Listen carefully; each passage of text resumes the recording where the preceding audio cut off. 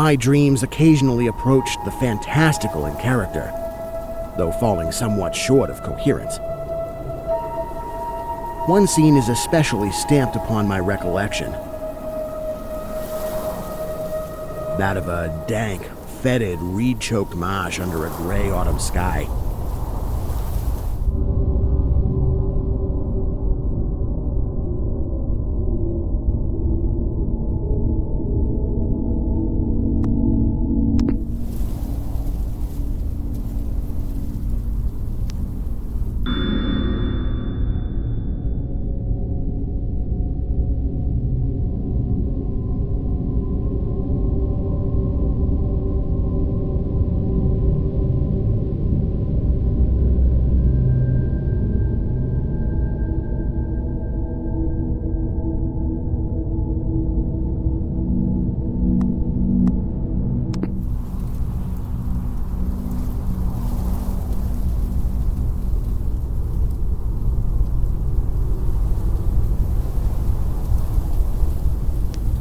With a rugged cliff of lichen-crusted stone rising to the north.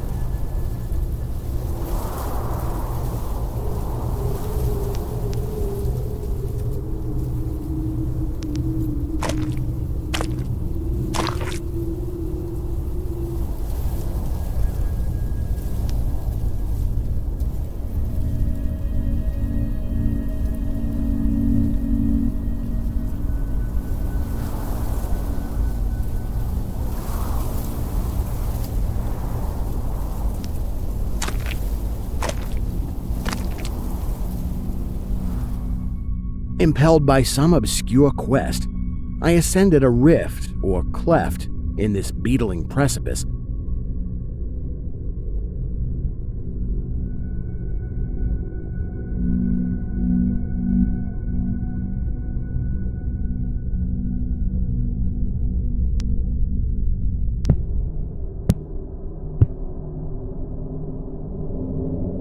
Noting as I did so the black mouths of many fearsome burrows extending from both walls into the depths of the stony plateau.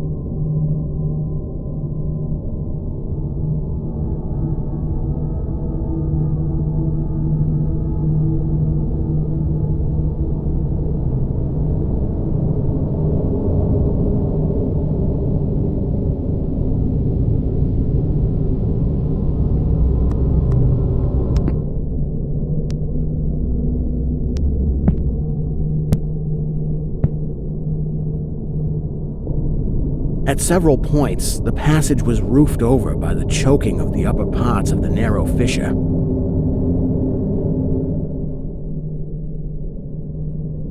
These places being exceedingly dark and forbidding the perception of such burrows as may have existed there. In one such dark space, I felt conscious of a singular accession of fright. As if some subtle and bodiless emanation from the abyss were engulfing my spirit.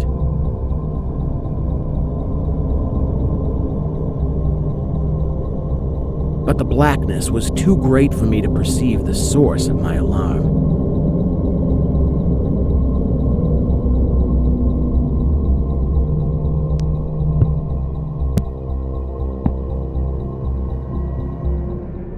At length, I emerged upon a tableland of moss-grown rock and scanty soil.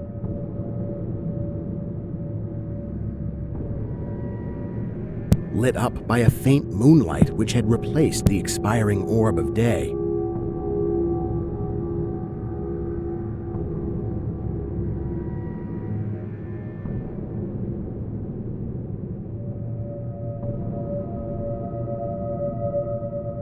Casting my eyes about, I beheld no living object.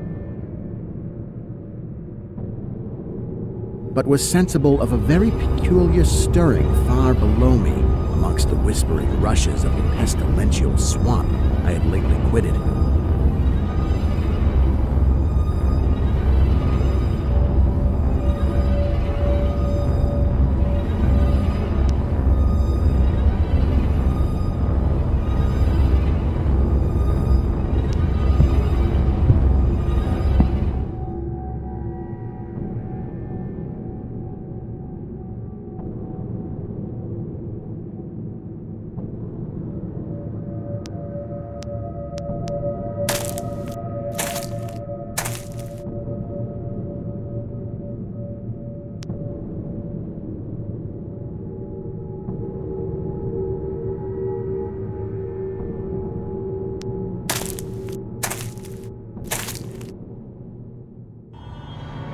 After walking for some distance, I encountered the rusty tracks of a street railway and the worm-eaten poles which still held the limp and sagging trolley wire.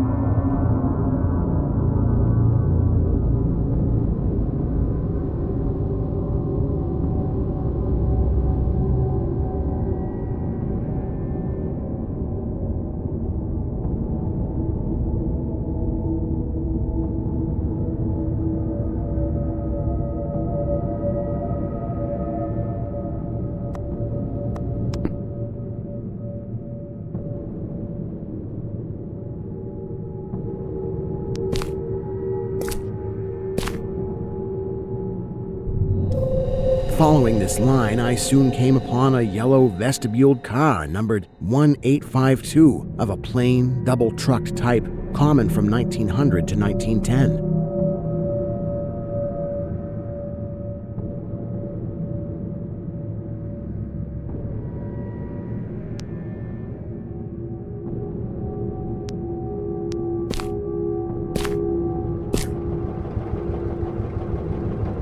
It was untenanted, but evidently ready to start.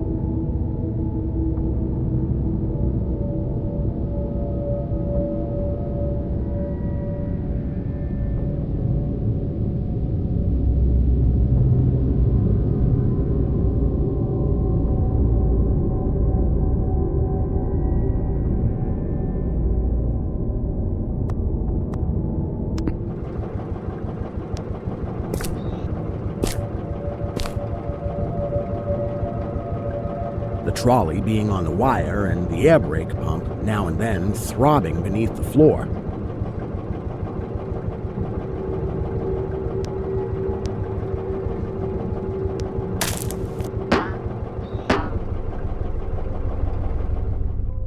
I boarded it and looked vainly about for the light switch.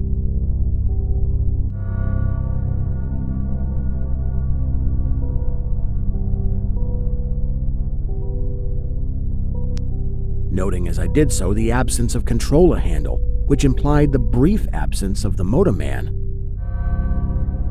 Then I sat down in one of the cross seats toward the middle, awaiting the arrival of the crew and starting of the vehicle.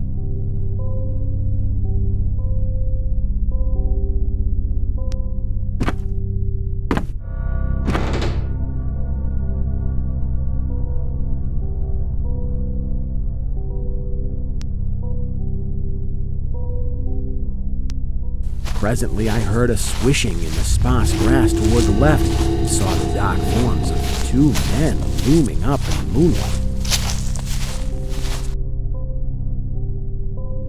They had the regulation caps of a railway company, and I could not doubt but that they were the conductor and motorman. Then one of them sniffed with singular sharpness and raised his face to howl at the moon. The other dropped on all fours to run toward the car.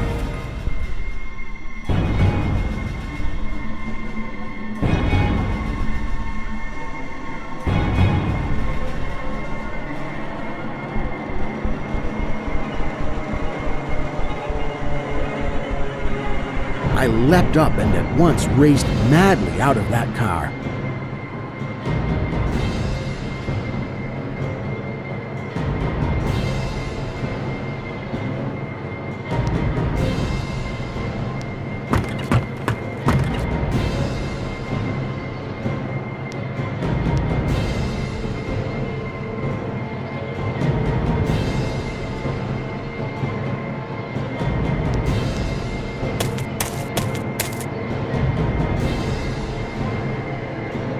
And away across endless leagues of plateau till exhaustion waked me.